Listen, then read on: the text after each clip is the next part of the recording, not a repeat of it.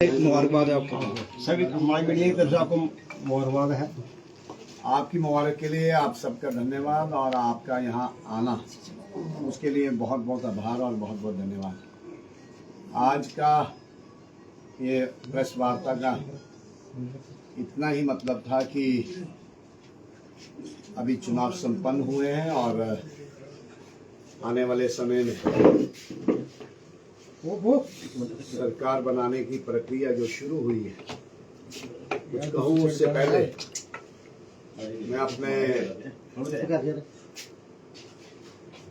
रिसोर्टा constituency के जितने भी मेरे समर्थक, जितने भी कॉन्स्टिट्यूंसी के लोग जिन्होंने इस चुनाव में एक अच्छी परसेंटेज से वोटिंग की, इस लोकतंत्र के पर्व में पार्टिसिपेट किया, अपने अपने मत के अधिकार जो संविधान अधिकार देता है उस अधिकार का प्रयोग करते हुए मुझे प्रथम विधायक बनाने का जो कार्य उन्हें किया है, उसके लिए मैं तमाम जनता को, जनता जनार्दन को, महिला शक्ति को, नौजवानों को, बुजुर्गों को और अपने कार्यकर्ता साथी जो सब निस्वार्थ भाव से मेरे साथ चले, उनका मैं आभार प्रकट करता हूँ, उनका मैं धन्यवाद करता हूँ। और जिस प्यार और मोहब्बत से और जो स्नेह सबने दिया उसके लिए उनका बहुत बहुत धन्यवाद, बहुत बहुत आभार। अजीत जी, क्या देखते हैं कि जिस तरीके से लग रहा था, जिस तरीके से आपकी रैलियां हो रही थी कि मार्जिन है वो काफ़ी ज़्यादा होगा, लेकिन मार्जिन थोड़ा सा ही मतलब कि जितना होना चाहिए के हिसाब से उतना मार्जिन नहीं मिल पा रहा। देखिए, लोग फैसला करते हैं और निश्चित तौर पे एक अपोजिशन की भूमिका हर कॉन्स्टिट्यूंसी में रहती है। वन वर्सेस ऑल बना और आपकी बात से मैं सहमत हूँ, मगर जो कमियां, जो त्रुटियां रही होंगी उसके ऊपर वर्कआउट करेंगे और संज्ञान लेंगे और आगे से इस परफॉर्मेंस को और बेहतर करने का प्रयास करेंगे। नेशनल कॉन्फ्रेंस और कांग्रेस की जिस तरीके से सरकार बनने जा रही है, तो किस तरीके से उनको लेंगे और किस तरीके से उन्हें देख रहे हैं उनकी परफॉर्मेंस को लेकर? खास करके अगर मैं घाटी की बात करूं तो वहां से नेशनल कॉन्फ्रेंस को काफ़ी सीटें आई हैं, लेकिन अगर कांग्रेस की बात करूं तो कांग्रेस को अपना जम्मू प्रोविंस से एक ही सीट आई है। तो बीजेपी का परफॉर्मेंस भी काफ़ी अच्छा रहा। आपने 50 का नारा रखा हुआ था भारतीय जनता पार्टी ने, लेकिन 29 तक कहीं ना कहीं आप भी पहुंचे। देखिए, चुनाव से पहले जब हम चुनाव में गए बहुत क्लियर साफ एजेंडा था।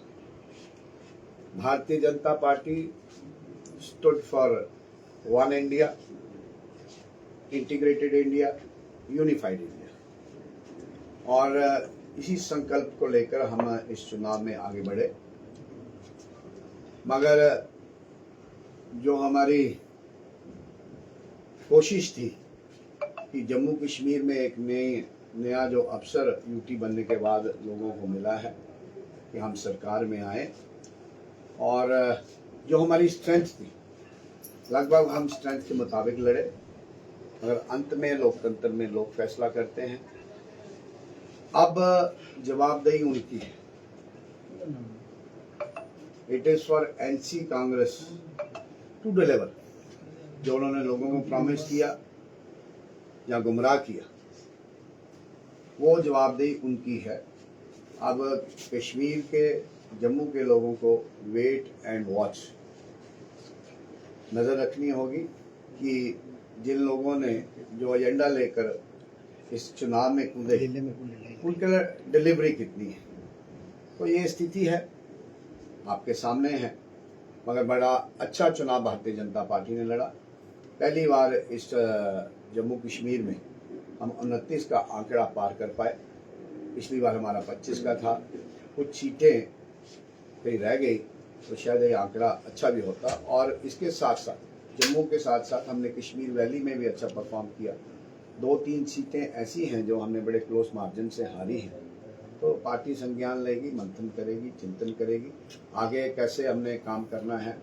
और बड़ा लक्ष्य ये है कि ये जम्मू कश्मीर, इसमें प्रोग्रेस हो, पीस हो, प्रॉस्पेरिटी हो, उसके लिए बात। रिसोर्टा कॉन्स्टिट्यूंसी से आप पहले एमएलए हैं, ऐसे लगातार आपकी दूसरी जीत है, उसके लिए किसको श्रेय जाते हैं? देखिए, निश्चित तौर पे जनता को ही श्रेय जाता है।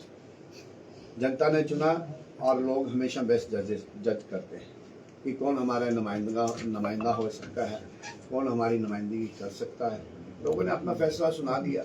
अनेक तरह की बातें चुनाव में आती हैं और अनेक तरह का प्रचार चुनाव में होता है, पर उसके साथ साथ अंतिम फैसला, अंतिम मोहर जनता की लगती है और जनता ने अपनी मोहर लगाई। बीजेपी सर जम्मू कश्मीर में अपोजिशन का रोल निभाने वाली है। नेशनल कॉन्फ्रेंस की जो कश्मीर बेस्ड पॉलिटिक्स है, तो जम्मू में बीजेपी किस तरह से लोगों की आवाज़ जो है उठाने वाली है, क्योंकि 29 सीटें जो है बीजेपी को जम्मू प्रोविंस में मिली है।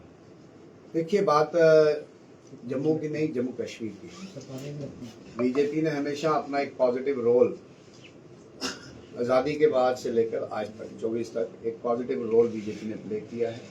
इस रियासत में अमन हो, इस रियासत में शांति हो, इस रियासत में भाईचारा हो, उसके लिए बीजेपी हमेशा अपनी कमिटमेंट पे डिलीवर करती रही है। आगे भी इसी कमिटमेंट पे हम डिलीवर करेंगे। राजीव जी, स्मार्ट मीटर को लेकर कठुआ जिला में काफ़ी रोष है, लोग सड़कों पे आ रहे हैं और वहीं मैनिफेस्टो अगर नेशनल कॉन्फ्रेंस का देखा जाए तो उन्होंने 200 यूनिट फ्री देने का भी वादा किया है। भाजपा किस तरह से देखती है अगर लोगों के ऊपर स्मार्ट मीटर जो है वो थोपे जा रहे हैं? देखिए, आने वाले दिनों में इसकी बात भी करेंगे और जो प्लेटफॉर्म है जिसको असेंबली कहते हैं, उस असेंबली में बात की जाएगी। जो भी लोगों की दुख तकलीफ है उसको मद्देनजर रख के हम आगे अपना संघर्ष जारी करेंगे। जसरोटी साहब, जसरोटा के लोगों को काफ़ी ज़्यादा उम्मीदें हैं, क्या क्या प्राथमिकता रहेंगी और क्या क्या विकास का एजेंडा रहेगा जो आपके एजेंडे में है कि किस तरह से जसरोटा के लोगों का और जसरोटा कॉन्स्टिट्यूंसी का विकास किया जाएगा? निश्चित तौर पे नई कॉन्स्टिट्यूंसी है, डिफ़िकल्ट टेरन है, हिली टेरन है, बहुत सारा एरिया ऐसा है जहाँ कनेक्टिविटी की समस्या है, बहुत सारा एरिया ऐसा है जहाँ पानी की समस्या है। इन सारी समस्याओं को मेरे ध्यान में है और सारी समस्याओं का हल करने का प्रयास करेंगे। और जहाँ तक जसरोटा की बात है, हमने पहले भी कहा, चुनाव में जाने से पहले भी कहा कि मोदी जी का जो नारा है, मोदी जी का जो एजेंडा है, सबका साथ, सबका विकास और सबका विश्वास। सबको साथ लेकर चलेंगे, सबको विश्वास में लेकर चलेंगे और सबका विकास करने का प्रयास इस जसरोटा कॉन्स्टिट्यूंसी में करेंगे। जो आपके अपोजिशन में थे ब्रजेश्वर सिंह इंदू जी, उन्होंने आपको हार्दिक शुभकामनाएं जो है वो दी हैं और उनका ये कहना है कि अब जसरोटा को जो है अच्छे तरीके से उनका विकास करें और लोगों के बीच आके लोगों की बात को जो है वो। मैं पिछले